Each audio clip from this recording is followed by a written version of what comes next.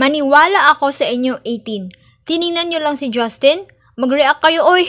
Tumili kayo, sumigaw kayo, magwala kayo. Huy, si Justin de Diyos yan sa harap ninyo. Okay lang kayo.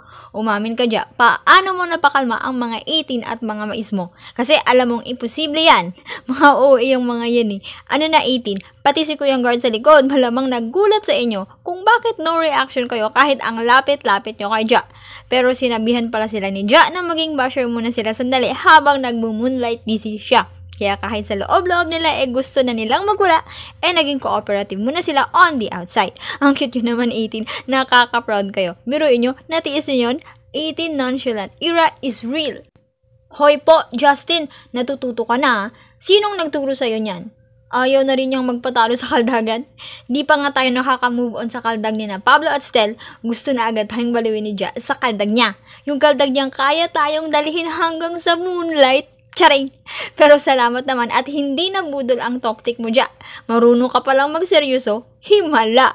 Siguro pinopormahan mo talaga kami, no? Sana kaya nyo pa 18. Especially our mais friends out there. Ibang level ka, gwapuhan ni Ja. This moonlight era. Di ko ma-explain. Gwapo na siya noon, pero grabe, iba talaga ngayon. Hi, I love this super manly and haughty Justin na nakikita ko ngayon. Extended ang summer dahil sa hotness mo dyan. OMG!